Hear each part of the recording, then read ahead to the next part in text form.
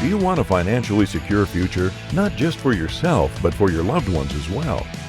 This is Generations of Wealth, the podcast that breaks down the most effective wealth building strategies you can easily apply to your own life. Join investor and international best-selling author Derek Dombeck in exploring practical tips and sound advice on building a profitable business, creating a powerful brand, or getting into the thriving world of real estate investing. This is your chance to create your very own financial roadmap to live your vision, love your life. Let's begin this discussion with your host, Derek Dombeck.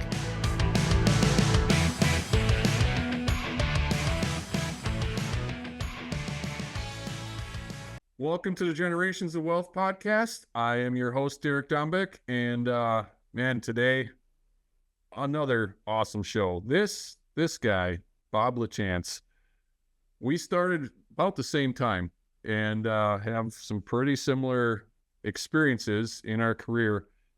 Bob came out of the hockey world. He was a professional hockey player, got into real estate investing, and ultimately started a service to hire and provide VAs for businesses. So we're going to talk about real estate. We're going to talk about how to use a VA, how to find a VA, what they can do for you. And I can't wait to get that started. Before that, I do want to bring up, please help us grow the Generations of Wealth family and spread this. Tell everybody that you know, whether they're in real estate or not. Check out the Generations of Wealth show at thegenerationsofwealth.com or anywhere that you listen to your podcasts. Help us out with the ratings, the reviews. Join the Generations of Wealth Facebook group where you can interact with other members. And with that, let's get on to the show. And without further ado, Bob Lachance, welcome to the Generations of Wealth show. Thanks for being here. Yeah, thanks for having me, Eric. Appreciate it. Absolutely. Hey, would you mind just giving everybody the background of kind of where you came from? We were talking a little bit before we started the show. You and I started about the same time in the real estate business, and I'm 99% sure this is going to be a lot of fun for both of us just comparing notes. But tell everybody a little bit about yourself. Sure. Started back in 2004. I think you were 2003, so we probably got a little bit of the same lumps and got beat up a little bit, but I guess we'll get into that. But prior to that, I played professional hockey for 8 years, and then decided to jump into an industry that that had zero barriers of entry. So I played, like I said, I played hockey, went to school for 4 years, and I decided not to finish, 2 classes short to get my degree. So, well, that must have made mom and dad proud, huh? They actually didn't care because they signed a pro contract, and they weren't really too concerned about it then. And then about 8 years after that, after I was done playing, I still did not go back to school, and I decided either I was going to jump into an industry that had zero barriers of entry, like real estate, or go back to school and, hopefully someone will employ me, which is, many of us here are unemployable, if you will, because just of our personalities and the way things are. So anyway, I decided to take the leap of faith and jump into real estate back in 2004. And my first deal was a rehab deal. I did pretty good on it. But right after I closed on it, I actually looked in the mirror and I'm like, all right, what am I going to do next? I don't have any other properties. I had no systems. I had no process. I didn't know what marketing was, right? I just, back in the day, there weren't podcasts like this. There weren't all the stuff that's on the internet like there is today, and, YouTube channels and so on and so forth. So I joined my local real estate investment association, and I thought I was a rehabber until I saw a pre-foreclosure speaker speak. And then guess what I was?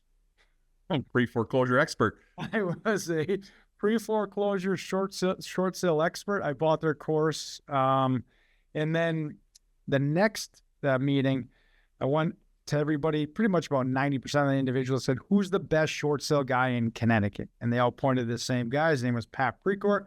Went up to Pat. I said, Pat, you have no idea who I am. I'm just looking to join a team. I'm not looking for a paycheck. I'm looking to join a team. I'll earn my way, et cetera, et cetera. So then I started with him. He said, hey, I need a door knocker. I'm like, all right. And, right now I would not recommend going door to door anymore because you don't have to, because the world's different. There's a lot of different ways and better ways to get to a seller than spending your time in the car like I did. But I was knocking on doors, individuals that are losing their house. So it was pretty interesting, but I learned a lot from ground up. Once I, got the knack of that, I brought someone on as a door knocker. They took my spot. I started negotiating with banks. And then fast forward, we started a couple coaching programs while I was investing. And then, through the years, I started a virtual assistant company. And today I mainly run my VA company, and I have an investment company on the wholesale side that did last year about 180 transactions. So I don't think we're going to have anything to talk about. So the thing that I love about your story compared to mine, I was a one-man band with my wife, all from 2003 through the downturn, got our asses kicked in a downturn hard. And, I didn't outsource or start building a team until after about 2010. And I feel, and the other thing I heard you say is you joined your real estate club early. I didn't do that either. Like, I would go to seminars and training events, but I didn't build a network, which was one of my biggest mistakes for sure. So when you were kind of making these transitions from hockey to real estate, and then realizing you needed to start working with a team, did you have any headspace that kind of held you back? Like, all the stuff that the non-business owners tell you, employees suck, you go big, you're just going to have more headaches, anything like that? For me, I just hate working alone, to be honest with you. And here's one thing also, I don't care if anyone even knows my name if they own the company. I know I do podcasts, but I'd rather not have to do them if I'm 100% honest with you. I'd rather have, someone else do these for me. However, because I don't care if my name's out there, I just want to run a good company. I want to work with people, and I want the end result to be where everybody wins. And if I look back at my professional career, I was always an assist guy rather than the main goal scorer on the team. I did a lot of points, but I was never the goal scorer where, everyone gets those accolades on the goal scoring side. I was as happy to get 3 assists as it was to give someone else 3 goals. So for me, I guess that's our makeup growing up. And I never really listened to too many people that would say the sky is falling, or, you got to be the man, you got to be the woman, however it is. I never cared about any of that. I just wanted to work with people and help build teams. Yeah. By the way, I'm curious, which hockey team did you play for when you played professionally?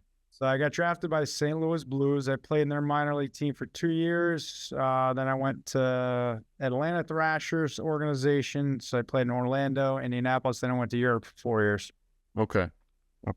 I don't follow hockey that closely, but we had a local guy from our area that got put into the major, or the majors. Yeah. See, that's how much I know about hockey. No, but he got the NHL.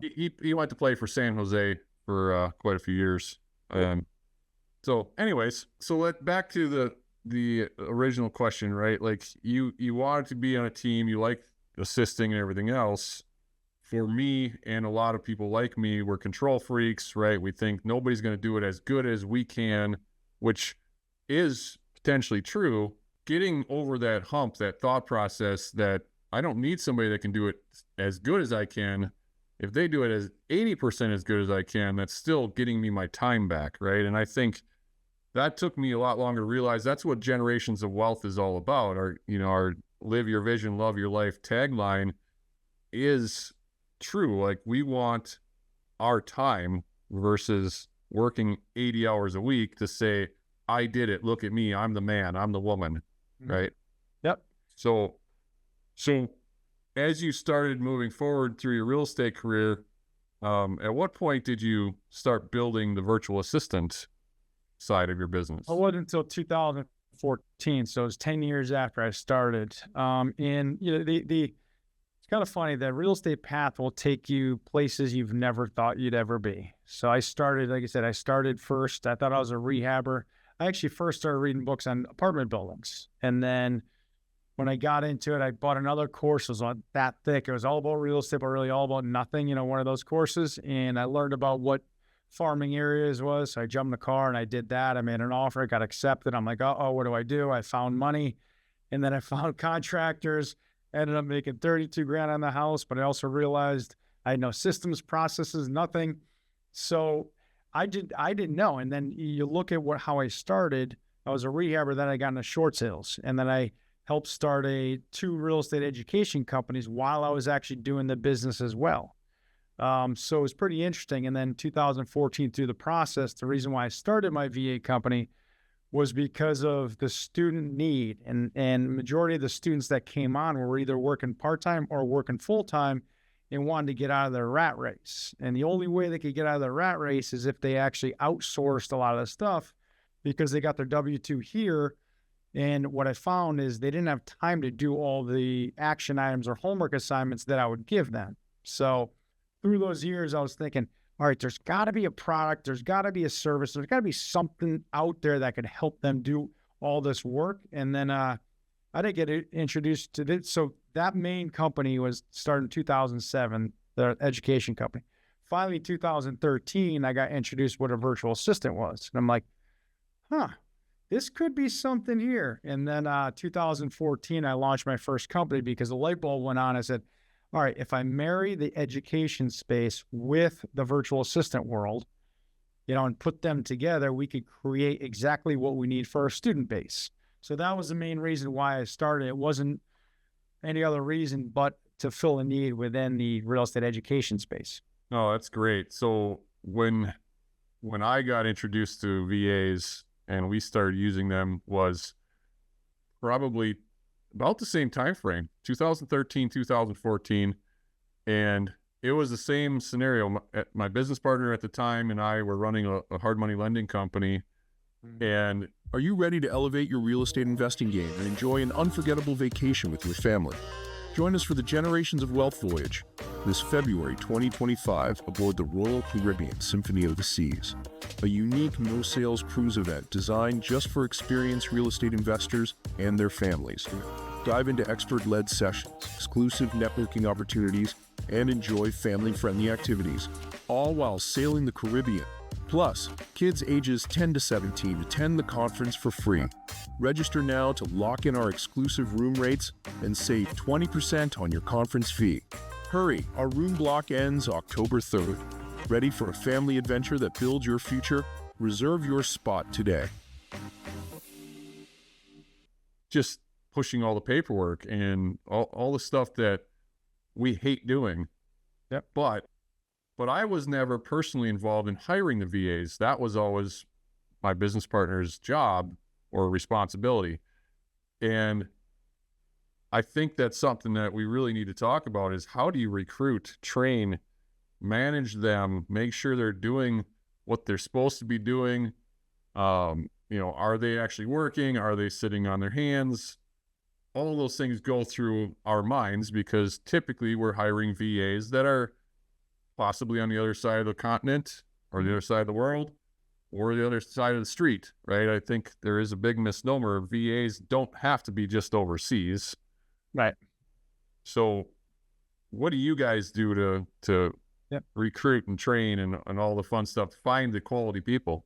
Yeah, great question. So I actually went through the same thing. This is when I had tried to hire my first VA. I went to Upwork. I went to all those sites that were, you could sift through resume after resume, interview after interview. And my first VA took me, I think it was 100 applications I had to go through.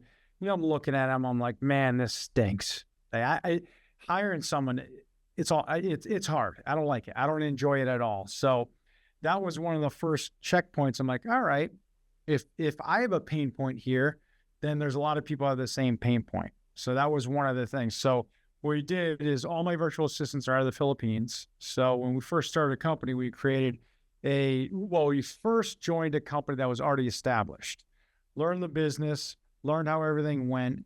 And then when I launched my first company, I knew that we needed a recruiting and sourcing team. And then we had to learn exactly where to market, to find virtual assistants. It's the same thing with every marketing we're talking about here in the United States. If you're doing direct mail, you're doing PPC, you're doing cold call, you're doing text, it all goes into a funnel, right? That's considered same thing with the applications. So you're doing the same thing. Now you're funneling everybody, throwing out ads, all these different places to recruit.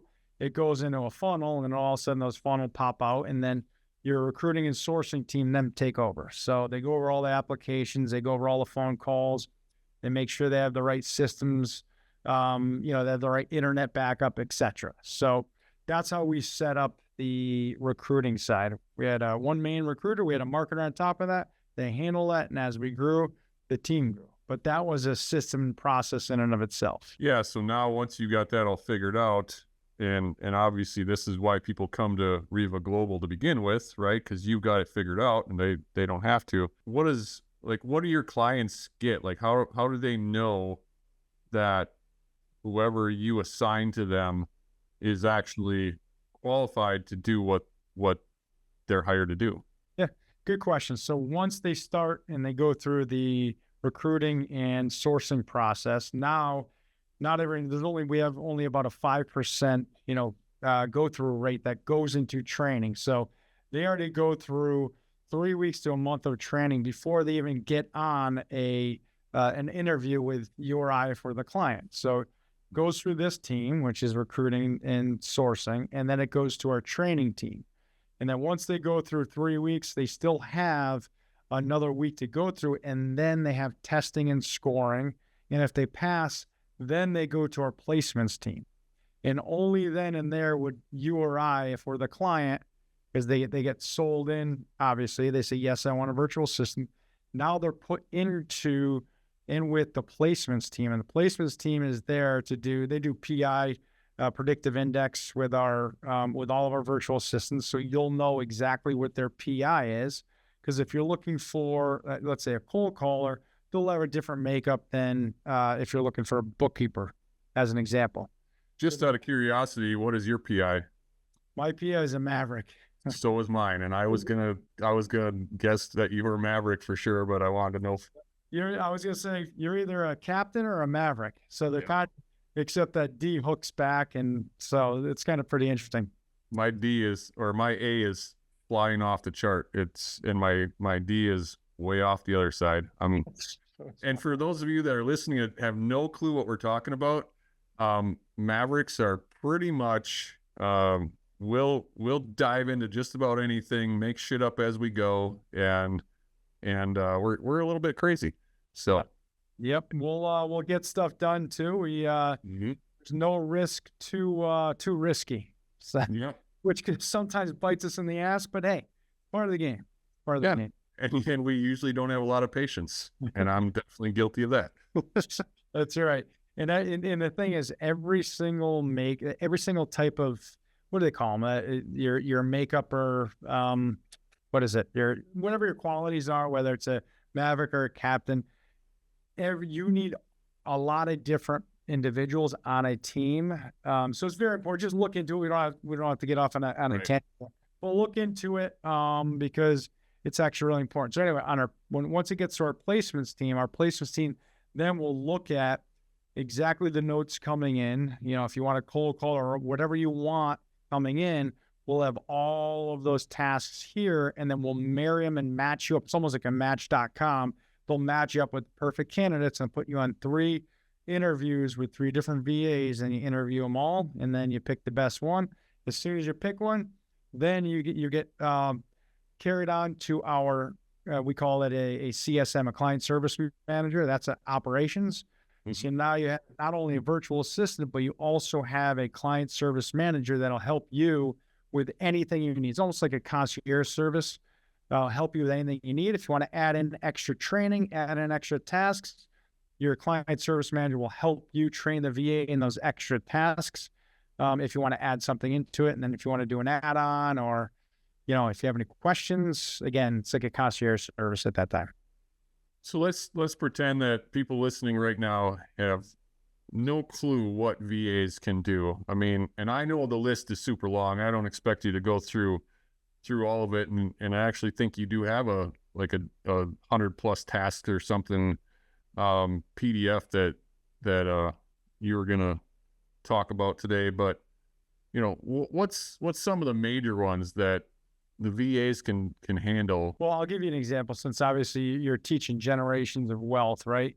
It all depends on what you're looking for as an investor. Are you a wholesaler? Are you a rehabber? Are you, do you want to start buying and holding properties and you have to deal with management? So there's tasks that VAs could do all throughout that process. First and foremost, I always look at two things. Number one, you need a brand. It's like what we do, right? So we'll do this podcast. As soon as the podcast is done, what I'm going to do is I'm going to pass it off to our virtual assistants and they'll chop it up. And then they'll start posting it on different social media outlets. So that's branding. And that's the funnel for you and I, Derek, on that side of it is that funnel will bring in individuals that are maybe interested, obviously, in your programs, your real estate, or in my programs and my real estate, my virtual assistant company and my real estate company. So that's that funnel. That's the branding side. And they'll do all of that. They can post anywhere they want. The other side of it, on my direct company, my company's called Perch Rock, my real estate investment company. Like I said, we did 180 transactions last year. We're averaging 16 deals a month right now. And they do everything from, on the front end to cold calling, to text messaging, to inbound leads, to lead manager following up, because we have a database of thousands and thousands of leads. They're in our database calling, reaching out to older leads and managing that process, and then sending over all of those cold leads that are now warm to our salespeople. And obviously there's stuff you could do in between, helping out your transaction coordinator, helping out your dispo team. We have a virtual assistant for all of our acquisition guys too that do all the paperwork, because once you get a property under contract, there's a lot of stuff that needs to be done once you get under contract. So I know I laid a bunch of stuff on, but I was just kind of letting you know how we use them. Yeah, and actually, I believe you got that PDF that everybody can get a show, right? So yeah. So everybody can go to thegenerationsofwealth.com/outsource and download that PDF of 100 plus tasks to delegate to a real estate virtual assistant, yep. Which is awesome. Let me add to that real quick, because it doesn't matter what niche you're in real estate, like we talked about. You could be an investor, you could be an agent, a broker, you could be a real estate attorney, you could be a mortgage guy or girl. It doesn't matter. We have a list and we broke it down for you guys, exactly what you could do in different niches. Perfect. And I'll be open and full disclosure, when I record these shows, everything leading up to you and I getting on today on camera and recording, I had nothing to do with. And as soon as I get done and I forward this recording to my VAs, I do nothing after. So the Generations of Wealth podcast is completely brought to you by VAs, from start to finish. And Bob and I get to do the fun stuff. We get to have the conversation, but there's hours and hours and hours of work per episode that I wouldn't have the bandwidth to do without VAs. And as my VAs are editing this and cutting this up and listening to this, I appreciate you. Keep working. That's right. But it's just the reality. And they love it. They've got employment, and we can do things that are the highest and best use of our day and our time. And that's the point. Yeah. And if we want our time back, I mean, this is something, we talked about this at the beginning. Many of us feel that, no one could do something better than us. And like you said, whether you're right or wrong, if they could do it 70 or 80% as good as us, then you could scale. Then you could actually get your time back. You go on vacation without having this thing buzz all day. This is my camera. I can't see it, but having my phone buzz all day long and getting yelled at by your spouse or your kids because they're saying, Mom, Dad, how come you guys, you're always on your phone, and just put more stress in a vacation. Or, think about this. I'm fortunate. You're fortunate. Like for me personally, I was able to go to all of my kids' stuff. So unless I was flying somewhere or whatever, all my kids play hockey. They all played every other sport out there as well growing up. But I was fortunate to have the ability to go to all those, being an entrepreneur like us and like a lot of your listeners, to be able to do that. For me, it helped me having virtual assistants, because every day they're calling, they're texting, they're driving leads into the team or into me. If I'm a solopreneur, I still need team members. I still need marketing. I still need branding. I still need all of this stuff to happen without me. So just keep that in mind, that anything that we do, if we want our time back, we have to have somebody else do it. If it's not a virtual assistant, or if it's someone you hire, just look at outsourcing some parts of your business. When I often talk, Are you ready to elevate your real estate investing game and enjoy an unforgettable vacation with your family? Join us for the Generations of Wealth voyage this February 2025 aboard the Royal Caribbean Symphony of the Seas, a unique no-sales cruise event designed just for experienced real estate investors and their families. Dive into expert-led sessions, exclusive networking opportunities, and enjoy family-friendly activities, all while sailing the Caribbean. Plus, kids ages 10 to 17 attend the conference for free. Register now to lock in our exclusive room rates and save 20% on your conference fee. Hurry, our room block ends October 3rd. Ready for a family adventure that builds your future? Reserve your spot today. talk to people that approach me for advice or mentorship, and they say, well, I don't have the money to hire anybody, right? I can't hire. And then I'll ask them, how much do you think your time is worth per hour? And usually they'll associate it with something close to what they made when they had a job, or if they still have a job, and they'll maybe increase it by $5 to $10 an hour. Mm-hmm. And the number doesn't matter, because more than likely that number is going to be more than what you're paying your virtual assistant. Anything like, and I have a hard time with this. I live out in the country. I don't live in the city. So I've got some acreage, and there's some maintenance and upkeep that comes with owning acreage. And I enjoy some of that work when I want to do it, but I don't want to have to do it. And for the longest time, mowing my horse pasture and, fixing fences, cutting up trees that fall down, all that stuff that I can pay somebody else to do, that is not the highest and best use of my time. I should be with my family, growing our business, helping educate other people, all those things. And usually those people that I'm talking to at that point, the light bulb starts to come on. And like, you can make more money if you focus on your business and don't mow your own grass. Pay somebody $20, $30 to mow your grass. That hour of your life could be spent in marketing or anything else, right? You ever hear this saying? One of my buddies would say, if you have a $10 an hour, if you're doing $10 an hour tasks, you're going to have a $10 an hour bank account. Mm-hmm. So keep that in mind. And that one stuck to me. So I got to give him the footnotes. But that right when he said that, I'm like, you know what? You are 1,000% right. Because if you're doing all those things, none of us should be doing door knocking anymore, because you don't have to. None of us should be, running your own text campaign or calling campaigns. You should be getting the leads that are already hot or warm coming into your inbox. And if you love selling, take those leads, but you will get burnt out if you do all of those other things, right? You got to have energy. You have to have something sustainable. It's got to be something that you love doing. Absolutely. And like, for me, I love talking to people. I love talking to sellers. I love working deals. I don't like dealing with buyers. Every property that I have, I list it with a real estate broker friend of mine. I don't want to deal with that. I outsource that. And I will say this, once you get used to outsourcing and you kind of get out of your own headspace, you don't want to go back. I mean, it drives me crazy when my assistant takes a day off. I might have to do something that I don't like doing. That is so true. That is so true. When you lose an employee like that, right? That is on the admin side, you're like, or someone goes on vacation, you have to do some of those tasks. It's so funny you say that. It just happened to us. We're like, all right, I don't want to do this. It just saps your energy in 2 seconds.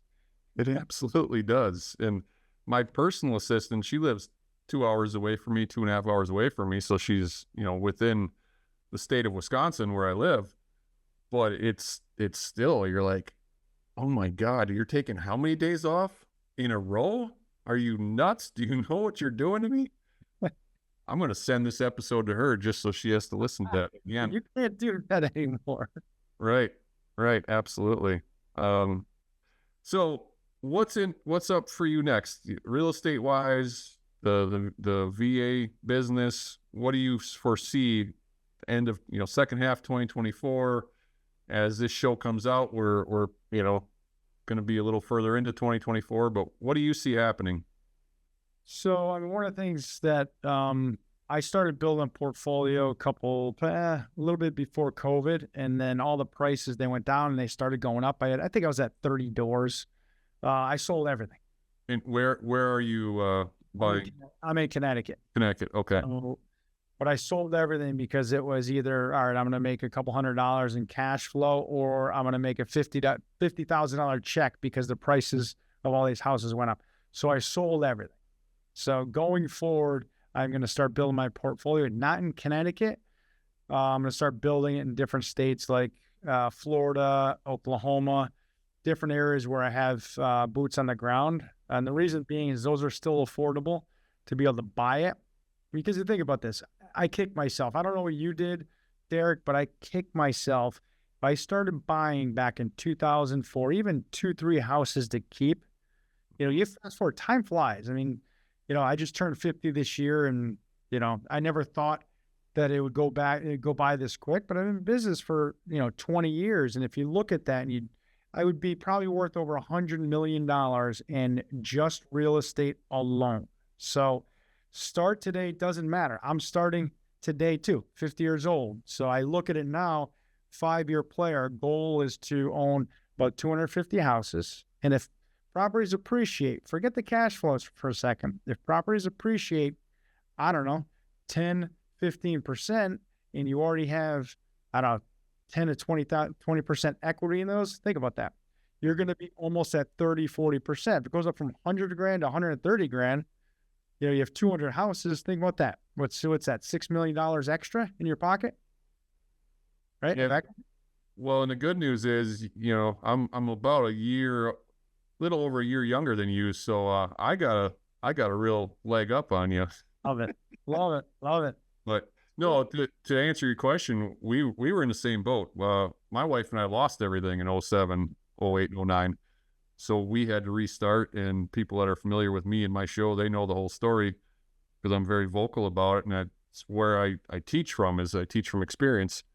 Mm-hmm.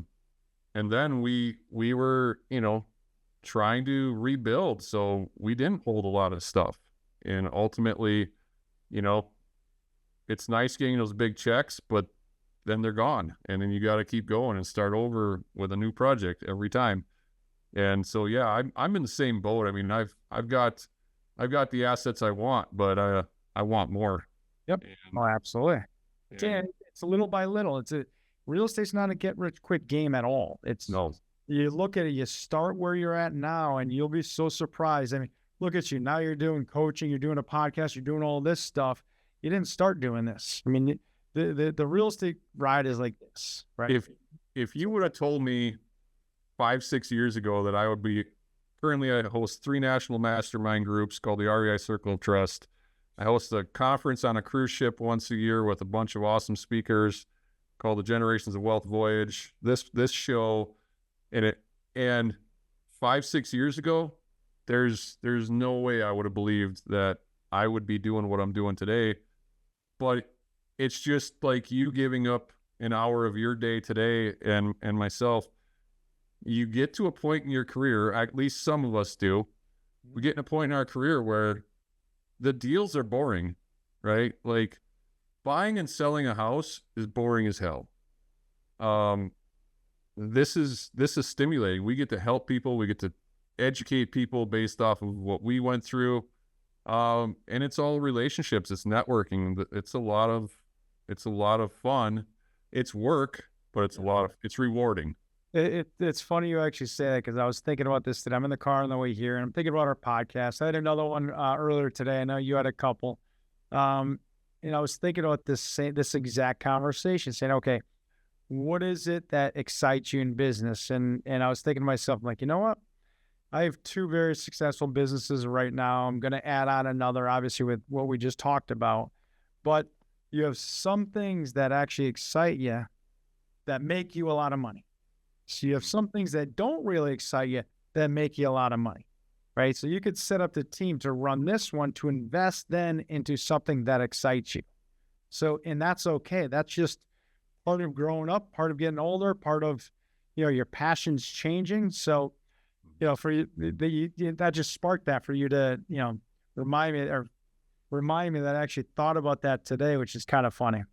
No, that's awesome. And honestly, to talk with somebody that's been in the business for almost an equal career length and compare notes is nice, because oftentimes we're comparing ourselves to others and we don't know the whole story, right? Like, we put people on a pedestal and we're like, oh, they've got all these assets and their net worth. We have no idea what their quality of life is like. I mean, trust me, there's many, many, many gurus, and many that you would know of and that I know of, who are freaking miserable in their lives. They've got huge overhead. They don't know how they're going to keep the lights on from month to month, but they got to keep a smile on their face and keep selling because they built this huge cash-eating monster, right? But when you get to talk to somebody like this and just kind of relate to, yeah, I remember what happened in 04 and then 07 and 2010, and it's kind of a parallel journey. Not holding as many assets as we should have, all that stuff. That's fun. It's a great reminder, but it's also great to know that we're both out there trying to give back. The journey, it's the journey. The journey's pretty interesting. The journey has got a lot of bumps, and the journey has a lot of wins in it. It does, and a lot of stories. I'm holding at 4 dead bodies so far as rentals.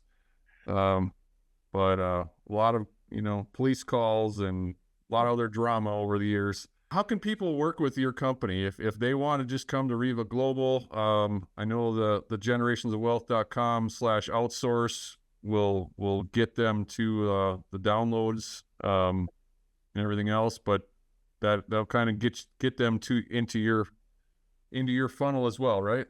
Yeah, just go there and then just sign up for a strategy session through your link, and then we'll take great care of you guys. And if there's anything else, just obviously go through your link, and we'll answer any question that you have. And just careful. Any question you have about not any question. Some of my listeners may take you up on that, and you don't necessarily. I know some of my friends. They're like, "Oh, he said any question you have." Anything within reason. Let's go with that. That's better, I think, for you or your team at least. Yeah. So, Bob, what's any topic? What's one question I should have asked you that I didn't? And it doesn't have to be about real estate or VAs, but I would just say just business in general. You and I have been in this industry for a long time. It's never too late to start. The biggest thing I see is people not starting. They talk about it. And I'll give you a good example. I'll give you a perfect example. I went to dinner with these 2 doctors last night. What's tonight? 2 nights ago. And they had an idea of a service. And they were talking about it for 2 years. And I said, guys, I'll help you. Because they just wanted some business advice. And I said, I'll help you. And they got all caught up in, well, how do we start an LLC? Like, I'll get you in touch with people. Give me a name. Give me your social. Give me your address. I will set it up for you. I said, that's step 1. And we created a plan for it. I said, but you have to get started because so many people get caught up in a name. Who cares about a name? It doesn't matter. Just, it could be 1, 2, 3 LLC. Nobody cares to sell a house to, Bob Lachance LLC. They don't care. They just want to know that they like you. They will sell you a house. As an example, I'm just making a point. Yeah. Right? Yeah. But for them, it was a whole different product and service. I'm like, you guys just got to get started. And we walked through a process, and then, we just helped them out today to get an LLC. Now they're 2 changed people because they got started. Talking about for 2 years. So my point is, get started, jump in. I would recommend getting a mentor. getting your training or anyone else's training that fits within what you want to do. Because, I've been in real estate education for a long time. I'm not anymore, but we helped create so many millionaires over the years because of what we taught them. And here's my recommendation. You have to implement what you are taught, because you will never be successful. Guess what? I would be an awful coach. You'd be an awful coach. If I give you the blueprint, what I did, but you didn't take any action, that means I'm an awful coach now. Mm-hmm. So you have to put 2 feet in. Don't just stick one toe in. You have to put 2 feet in, and do not blame. Because when you point your finger, you got 3 fingers pointing back at you. Obviously, you could tell, Derek, that I've been in the education industry, coaching business for a long time. I'm giving that advice. Well, and when I first started coaching and mentoring people, 10 years ago, I felt so guilty about their failure when they didn't take action, right? And somebody told me this. They set me aside and they're like, Derek, you're the coach. You call the plays. They have to run the plays. You don't go on the field and run the plays for them. And that's what I was doing. I was running the plays for them. And I stepped away from it for quite a long time because I'm like, I just couldn't handle and at that time, we had like a 75% success rate with the people we were coaching, which was super high. Yeah, super high. But it wasn't enough for me. And then after I got that little talking to, I'm like, you're right. I mean, the hockey coach, the football coach, the basketball coach, they're not on the ice, they're not on the field, they're not on the court. And if they are, they're getting a penalty. And we should get a penalty. They can't play for you, right? They can't play for you. That's right. So, man, Bob, it's been a pleasure chatting with you, and really appreciate you coming on the show. Anything else that we can do at Generations of Wealth to help you guys, don't hesitate to reach out. And, I just really want my audience to take a hard look at REVA Global if they're in needs of virtual assistance. But man, been awesome. Thank you so much. Yeah, well, thanks for having me. And if, like I said, if anyone needs anything to an extent, reach out to our team. We'll definitely help you for whatever we can help you with, of course. But thank you for having me, Derek. I really appreciate it. Hopefully this helped many individuals see things in a different light. Again, you and I have a lot of experience. We've got a lot of wins. We got a lot of losses. We got beat up. We kept going, and hey, we're still here. So, I really appreciate you having me. Absolutely. Well, for everybody listening to this, please share this. First of all, get out there, give us the ratings, the reviews, thumbs up, the loves, the 5 stars, all that. That's how we're going to grow the Generations of Wealth family. That's how we get to bring on people like Bob and, get to work with great people like REVA Global. So beyond that, go join the Generations of Wealth Facebook group, join the community, interact. Until the next show, go out, live your vision, love your life. See you next time. Are you ready to elevate your real estate investing game and enjoy an unforgettable vacation with your family? Join us for the Generations of Wealth Voyage this February 2025 aboard the Royal Caribbean Symphony of the Seas, a unique no-sales cruise event designed just for experienced real estate investors and their families. Dive into expert-led sessions, exclusive networking opportunities, and enjoy family-friendly activities, all while sailing the Caribbean. Plus, kids ages 10 to 17 attend the conference for free. Register now to lock in our exclusive room rates and save 20% on your conference fee. Hurry, our room block ends October 3rd. Ready for a family adventure that builds your future? Reserve your spot today. Yep. Thank you for joining us on another insightful episode of Generations of Wealth. May your newfound knowledge help you in leveling up your own strategies to get through the many obstacles to your money-making processes and bring you much closer to the financially secure life you truly deserve. Continue filling up your accounts and further polish your financial tactics by listening to more episodes of the podcast at thegenerationsofwealth.com. Because in your wealth-building journey, there is no other way to go but up, giving you the chance to finally live your vision, love your life. That's all for now. See you on the next one.